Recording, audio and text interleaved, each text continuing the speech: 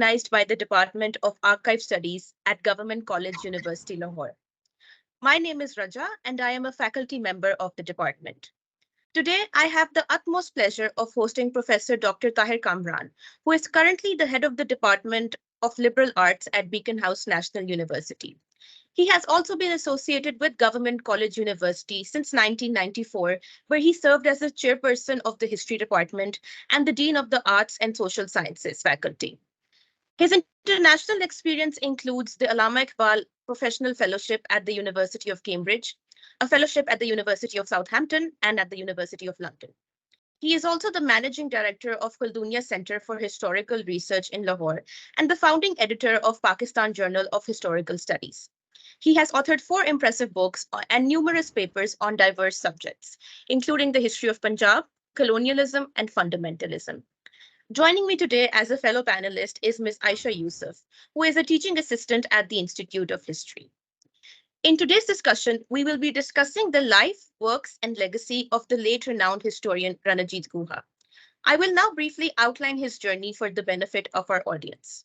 He was born on 23rd May 1923 in what is now known as present-day Bangladesh. In 1934, he moved with his family to Calcutta, where his father started as an advocate for the Calcutta High Court. He completed his schooling from the Mitra Institution, where he familiarized himself with Sanskrit grammar, the workings of Bankim Chandra Chatterjee, and the poetry of Tagore, which left a significant influence on his life. He then joined Presidency University in Calcutta in 1938 and graduated in 1942. He later completed his postgraduate studies with the first class in MA History from Calcutta University in 1944. In 1958, he joined the newly established History Department at the Jadavpur University.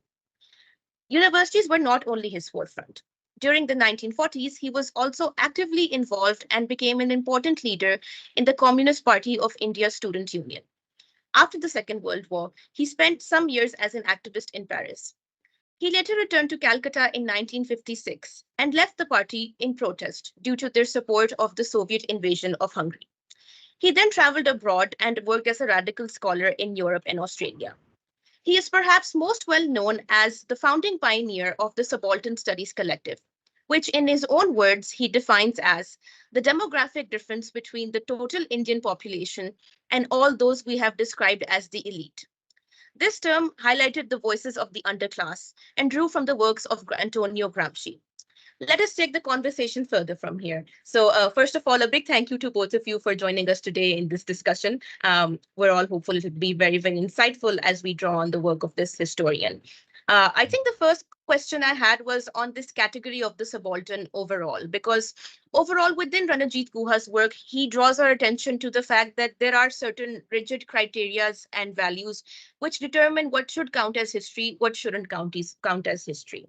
Now, on one hand, he's criticizing these values and criterias, but he's also using them to employ this terminology and this framework. So is this a reductive framework, which is simply just reproducing binaries, or is it a more comprehensive one? So I just wanted your thoughts on that.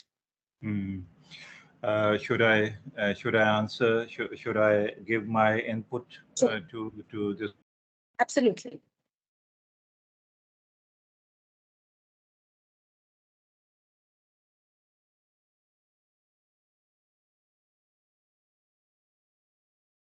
I Has guess, his recording paused?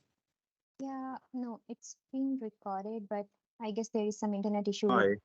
Yeah. So okay. So I want to take you back to back in time.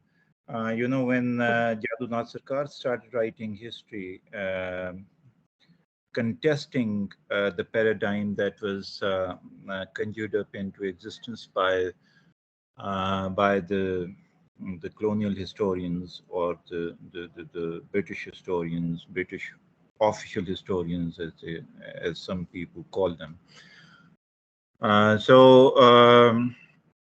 Jalu Nasirkar, created a binary, particularly when he was working on Aurangzeb Alamgir. He created a binary that has a communal angularity. So that was contested by Irfan Habib when he wrote his very famous book, Agrarian System of the Mughals, in which he shattered that paradigm, which was communal. So he brought in the peasantry, a peasant as the focal category, as the prime category of analysis, historical analysis, and that was the surplus value produced by the peasantry, which had anchored all the elites and all the nobility and all the imperium of the Mughals, and later on the imperium of the British, and so on and so forth. So the real story starts from there, though nowhere this has been said in subaltern histories. Neither I have seen Ranajit Guha having referred to it. But I think peasantry and the peasant as a category, as a historical category of analysis, it entered into the fray right when in 1960. That book emerged on the scene, where peasant was the focal category of analysis instead of any binary, into a Hindu or Muslim. So from there, so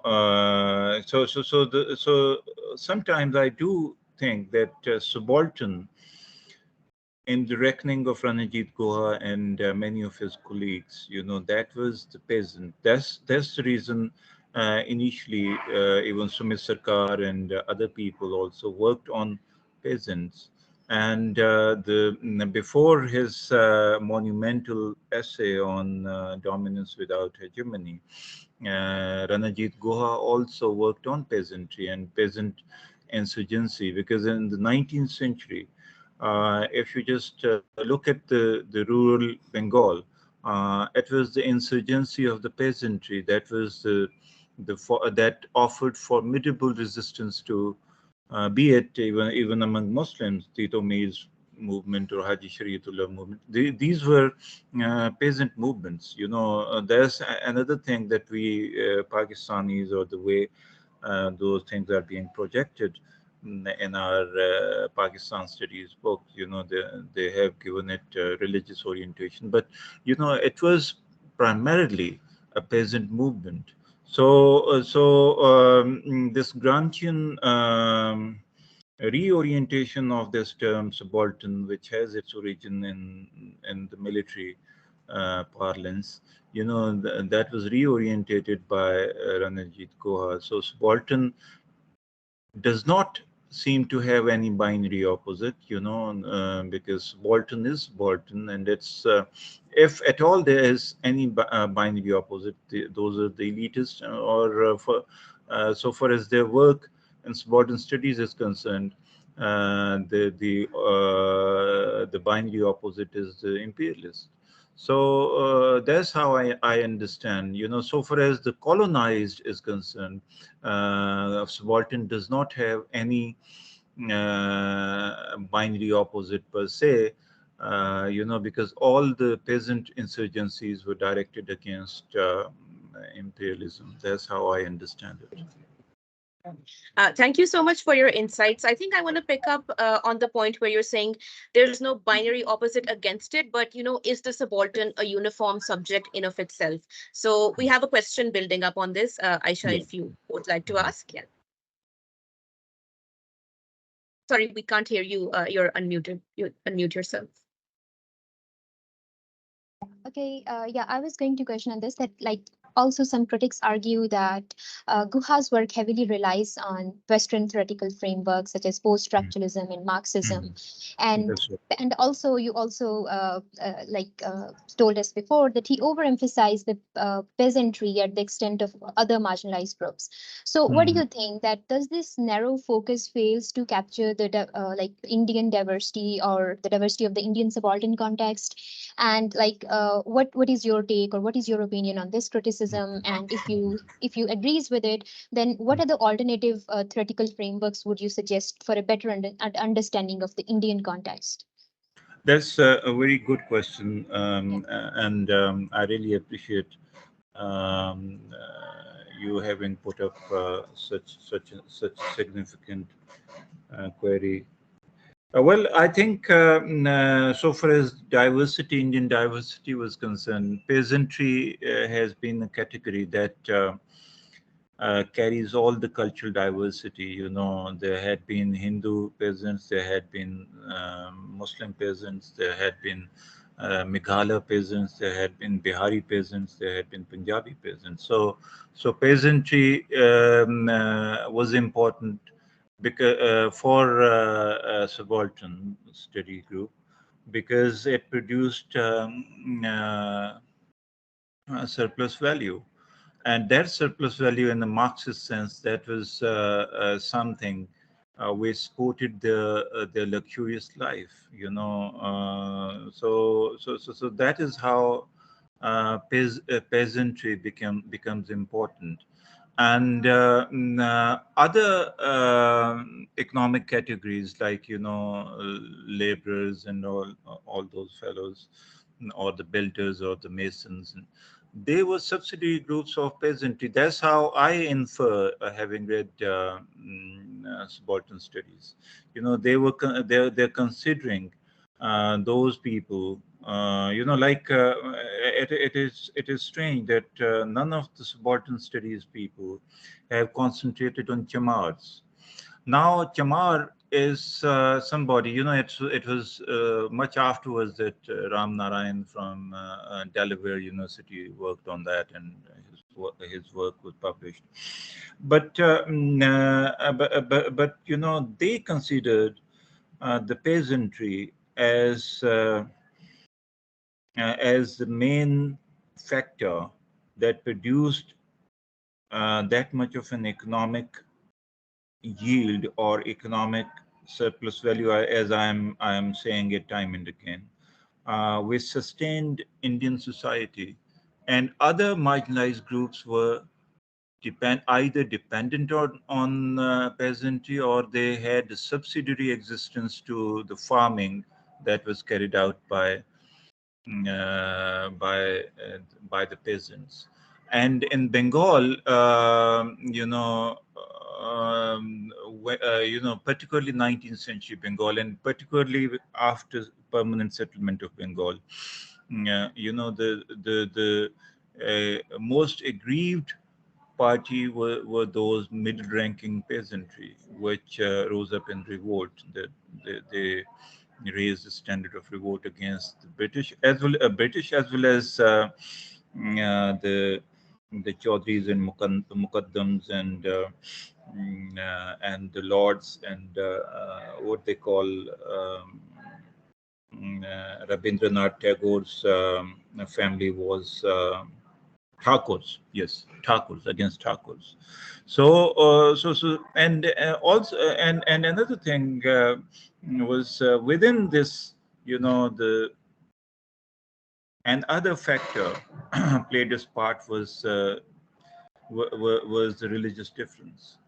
So peasantry at some level, I think, you know, was very effective in asserting itself until, you know, this communalization, you know, split them apart.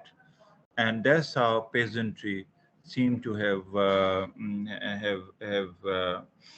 lost its vigor with which it was putting up a resistance against the British imperialism, as well as against the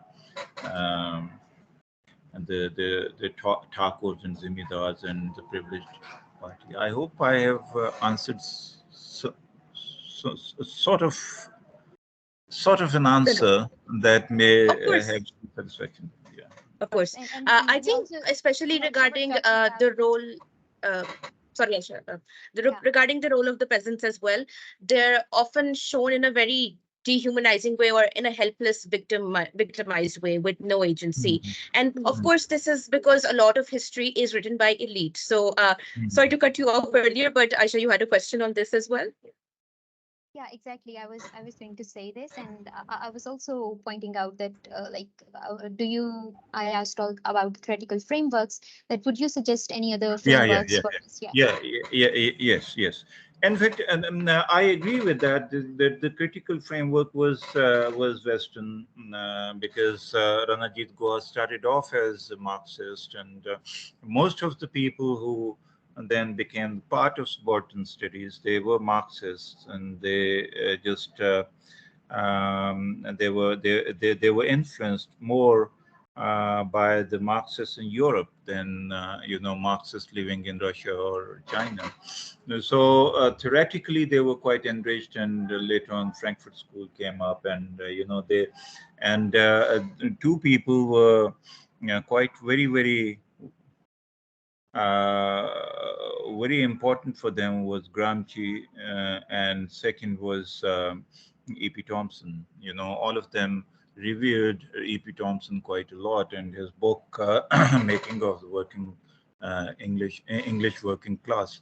And this whole concept of history from the below. They fired the imagination also. One thing that is really very remarkable is that Bengali people, Ranajit Guha too, was somehow a progeny of those people who started the whole movement of Bengal Renaissance in the 19th century. And as Raja told us that he was influenced greatly by Bankim Chatterjee and Rabindranath Tagore. And later on, he was also influenced by a few other people. Um, uh, uh, but their roots were strongly embedded in their own culture. Like, Ranajit Guha himself, towards the end of his life, the last few books that he produced were written in Bengali and they were in literature. So all of them were rooted, very firmly rooted into their culture.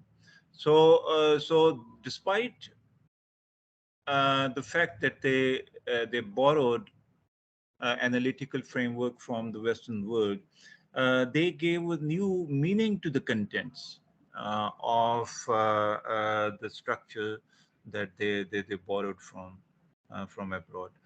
So the superstructure remained the same, but the contents found a new meaning. They couldn't break the superstructure of the West because obviously there, in probably in our own traditions, um, such superstructure didn't exist, or we used to, or our forebears used to see things differently. So they borrowed structure, superstructure, but they redefined the essential contents which inhabited that superstructure. So that's what I understand, and that's how I will explain this. I don't know whether it makes sense or not. Of course, of course. I think just to follow up, because we were mentioning the role of the elites in historiography. So, Aisha, do Mm. you want to follow up with the question on that? Yeah, yeah, yeah, yeah, yeah. Sure, it's very important. So should I answer that, Aisha? Uh, Or you'll reiterate and you'll say it yourself, and then should I answer that? No, no, you can answer that like this. Okay. Of course, writing itself is a privileged position. Writing as a profession um does not go back in history. It's a modern profession, and even in Pakistan until this time, writing could not be a profession at all. It's a elite privilege to write. They have enough time, and they have leisurely time to spend reading it and making up their ideas and then articulating those ideas on the piece of paper. So writing itself, and writing history in particular was the phenomenon which is rightly designated as the elite phenomenon, of course, because poor people used to resort to oral sources. So written history had never been preserved of the poor people.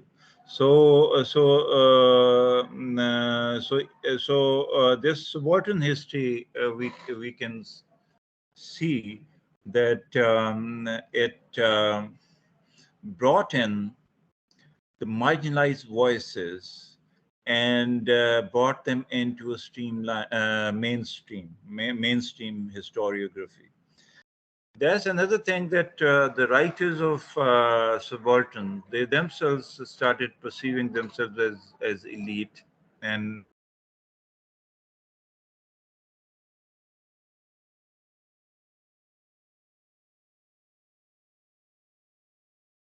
I guess there is some internet issue, so we can wait here. Yeah, sure. We'll ask him to repeat as well. Yeah, sure.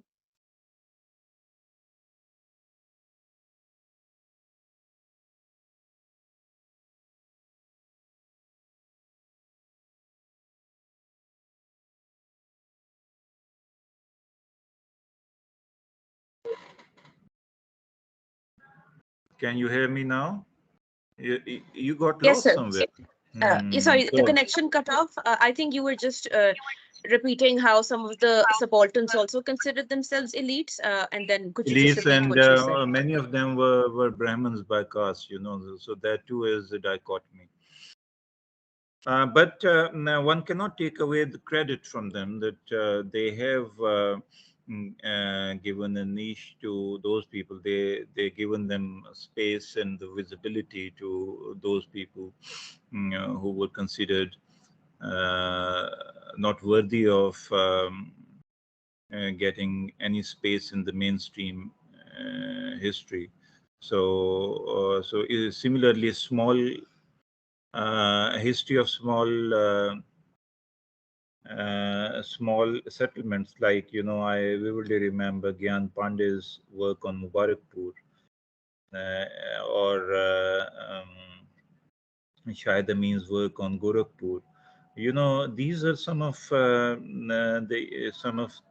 themes which couldn't get space while you are constructing a history of nationalist struggle. So nationalist struggle, or a high history, or whatever you may call it, it does not allow those marginalized voices, or the voices that exist um, exist down below. They cannot get salience. So that is what is really important for all of us to bear in mind, that this is a credit that is worthy of our recognition, I think. Definitely some very important points over there, because what we're gathering from this is that the Mhm. subaltern wasn't necessarily a natural category. It was, Mhm. man-made, and sort of others were defining the subalterns, even though they Yeah. didn't have their own identity, or they didn't define themselves necessarily. Others were defining it Mhm. for them. I kind of want to Mhm. extend this analysis onto like the colonial view of history overall, because Indian history was often considered. Through the civilizing mission, it was considered uncivilized. Their inhabitants were referred to as ahistoric, or a people without Mhm. history. So, how can we envision Indian history beyond or outside of colonial history? Because colonial authorities often have this tendency that we have created history for them. We've brought them into existence. They didn't necessarily exist prior to our intervention. So, just around these questions. Well, I think how would they, I really don't agree with it, and I find it quite bizarre. While rather petrified a bit, because all of them started the project of history by translating our history. Beverage, similarly. Eliot and Dowson, similarly James Mill, Elphinstone, all of them had been translators. They translated our history, and after translation, the first phase of colonial historiography was translating the original work. So that's another thing, that the way they translated it, that's something bit of there's something contentious, of course. But the thing is that this cannot be endorsed, that they were the people who started writing history. No, you know they gave their their specific orientation to Indian history. Like James Mills, this temporal categories. Hindu period, Muslim period, British period, and you know and similarly emphasizing this, that the Hindus and Muslims have different histories. It was not that they said that Indians don't have any history. They said that their history is divergent to each other. The Hindu history is different. They have their own ittihas, and Muslim history has its own tarikh. So it's different. So what Muslims did, unfortunately, was that it created a split between history and geography.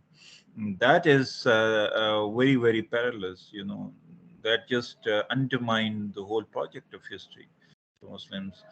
So saying this, that British said, the British, of course, said this. That we are ahistorical people, and much of it came from Hegel's that the history, the relationship between history and freedom, and absolute idea unfolding itself. That, and which was, of course, unfolding itself in Europe, not in East. So that was quite a comical sort of a comment on India.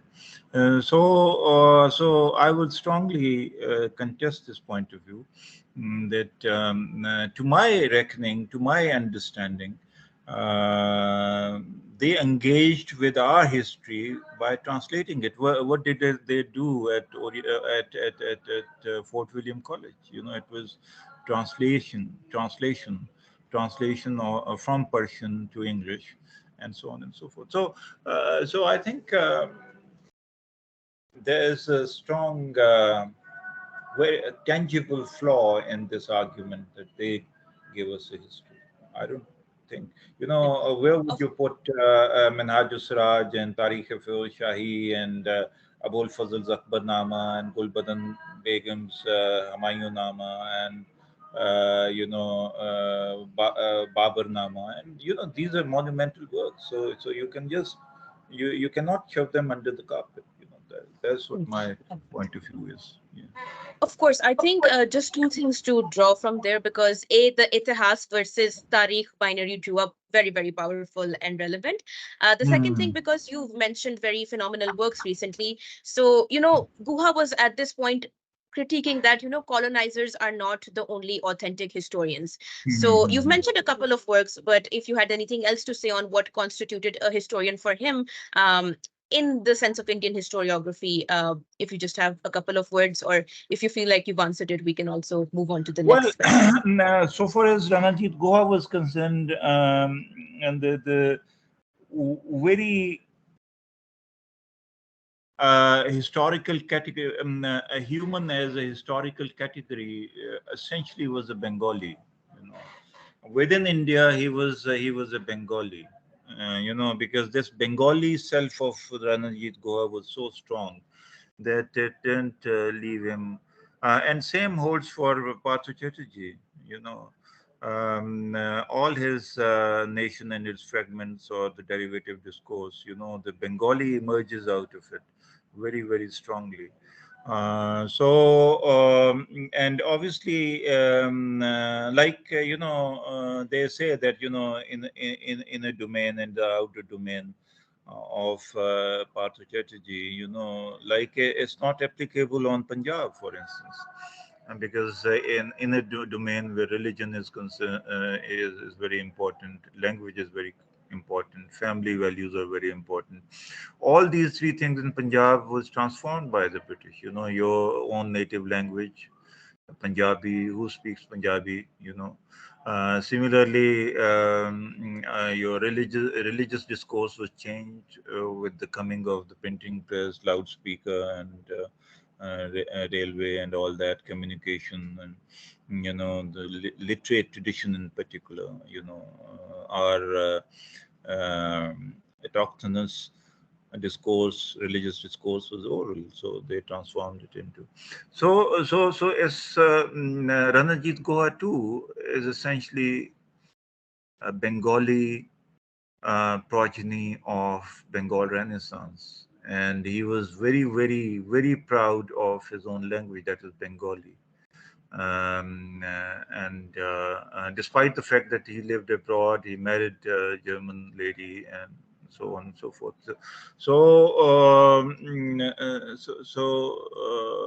What actually was the question, Raja? I Sorry think the for being. question was just no, no, that's all right. Because he keeps on challenging this view that only the colonizer can be a historian. So, what would be a historian for him in the more indigenous Yeah, sense? yeah. In fact, this is very important for all of us to recognize that what are our original local archives. Local archives means the oral sources. Now people are working on Farinami's work. Now someone is working on Mia Muhammad Baksh, and so our own oral sources, going to, like Said Bhutta has done an amazing work. He went from village to village, and he collected local tales, and he put them together in his Bar Kahani, and all this. So I think it's now people have come to realize that their history is essentially different from whatever colonials were. Now I read colonial history only for seeking pleasure out of their language. Other than, otherwise I know that Stanley Lane Pool doesn't have anything to offer to me, which I don't know already, or uh, I will be so invested and knowing, whatever he writes about Muslims.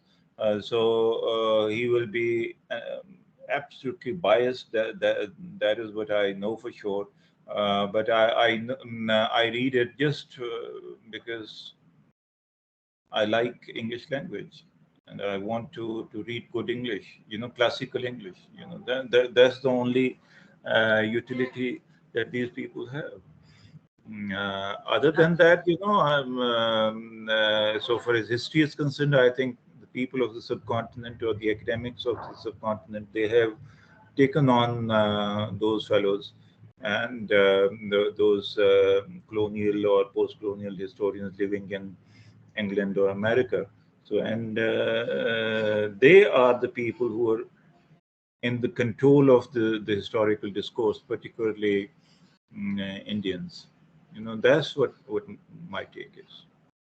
Of course. I'm so glad you touched upon archival resources as well, because Ranajit Guha definitely one of the earlier ones who, at a time when you're saying colonial history and archives were at the peak, he was reading them against the grain. And this is a lecture. This is a point we often tell to our students, and we often try as researchers to treat these sources with suspicion, or like don't take them for granted. So I Hmm. think we just wanted your personal intake on how can we continue this lesson of Guha when we are looking at colonial sources against the grain? How might we further use it in our lives as well? Well, I think going to the people, and recording their take on different subjects, and preserving them, that will be the best way forward. Like, as R.C. Temple did when he wrote this Legends of the Punjab. So he collected all the bards and all those people who were Dastan Go, and collecting them and, listened their versions of it, then recorded it, and, having it scribed and then translated it. So that's one way of doing it. That's how the connection with our past can be restored, and that is very, very important for us to do. And then, of course, whatever has been written in local languages, like, I'm in search of a book that was written in the 19th century in Persian. That was about the history of Jhang by Nur Muhammad Chela. Now that book is not available. I have read many references to that book, but that book is not available. So finding this, and particularly if you can have some memorandum of understanding with the archives, Punjab archives, and along with Punjab archives, I think going to the kacharis and getting access to the record rooms of deputy commissioner, looking for those sources which have been preserved before coming of the British. That is the Persian archives. I think getting access to that will be quite a useful enterprise, and then getting it translated, or training your people to use them, and create a new history. And that is very, very important. Bottom up approach by the historians, by the archivists, that will help us giving a new lease of life to our history writing, and give entirely a new focus to it. That's very, very essential. Otherwise, whosoever is sitting in power, he will write history and whatever way he will like. So that is that is not on. I think we started it. History of regions, history of districts, history of tehsils, history of mandi towns, like, going to mandi towns, galla mandis, and record their views, because still there's not much of an occupation mobility. If you will just some seller of a grain, if you just interview him, his father will be doing the same, his grandfather will be doing the same, and there's the whole memory would be traveling down to the generation. So you can get enough sources to build a history of your own. That will be my take. Yeah. I think definitely where you refer to a new focus and building a history of your own, let's take a Mhm. question on maybe legacies of the author Hmm. as well, Aisha. Yeah, so I guess this would be the last question, or Hmm. we do have more. Yeah, Hmm. okay, so we have one. So I was just asking about that, what future directions will his work take, and how is it being appropriated currently, Guha's work? Well, Guha stopped writing for subalterns many years ago. He went in retirement, and then he started writing in Bengali, and he was more interested in Bengali literature than history. So, because obviously, like many people, he might be emphasizing the point that the human life can be better understood through literature than anything else.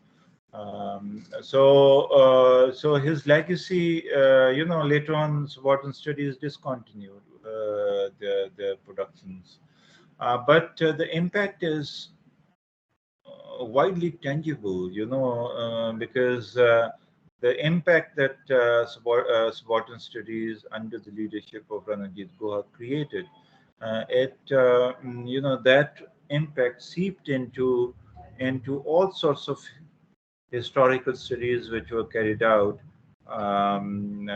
since 1982, when they got together in London and they conceived of an idea to have subaltern studies. And then not only in the subcontinent, but all around, England, Australia, even these people have been going to South America quite a lot. Mexico, that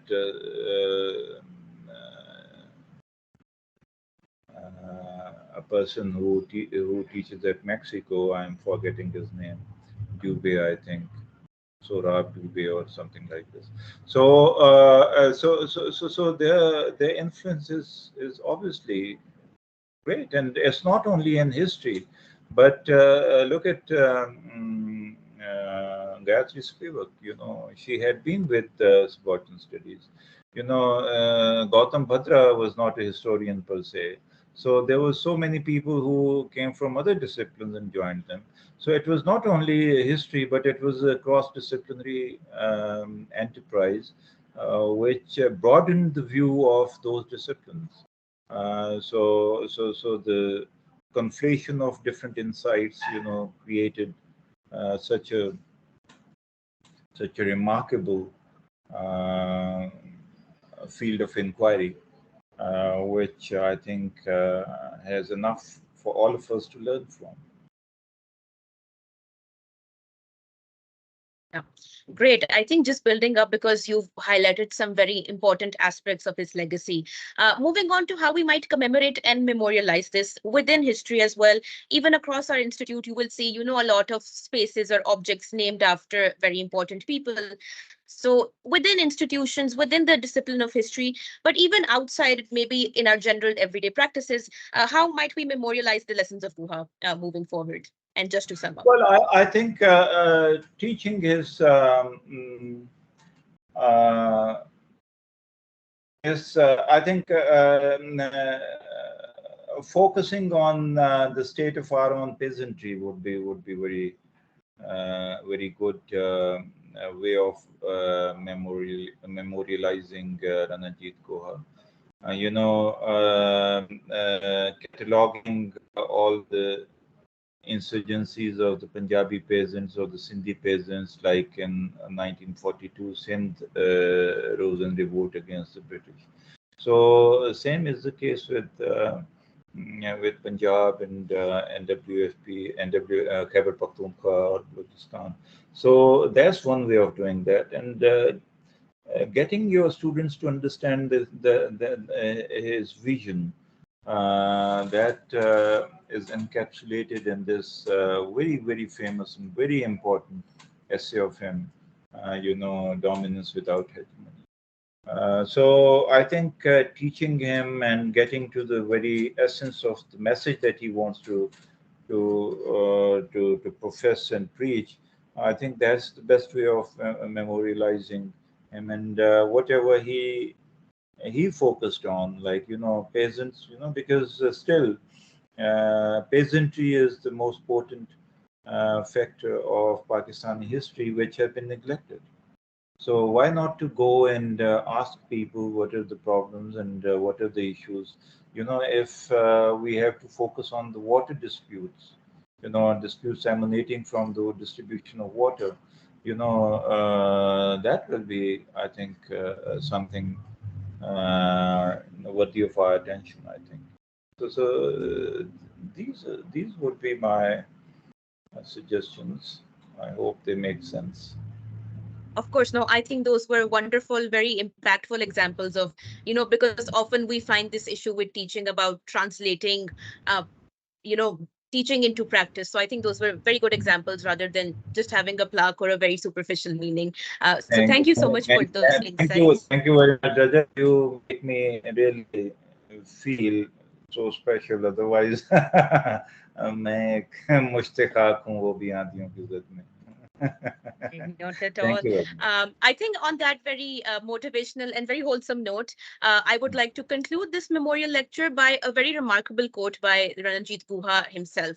And he was responding to when his work was being critiqued. And I know it's human tendency for all of us to also feel a bit offended when our work gets critiqued. So, he said, let 100 flowers bloom. We do not mind the weeds. He also Yeah. said that we are still going through turbulence that developed in the wake of decolonization. But I am Yeah. confident it will not be long before we can meet the wind and sail calm again. Until, of course, the next turbulence. So, over to our audience on how they might choose to memorialize and recognize his lessons as well. And with this, I would like to thank our panelists for their time and interest. Thank you so much to the both of you. Pleasure. It was our Pleasure. absolute pleasure to have you as our guest today. And thank you to the audience as well for their attention. We hope you found the discussion as engaging as we did while hosting it. Goodbye and see you next time. Thank you very much, Raja, and thank you very much, Aisha. Stay blessed. I'm signing off because I have to go to my class now. Sure, sure, sir. Thank you so much, sir. Thank you.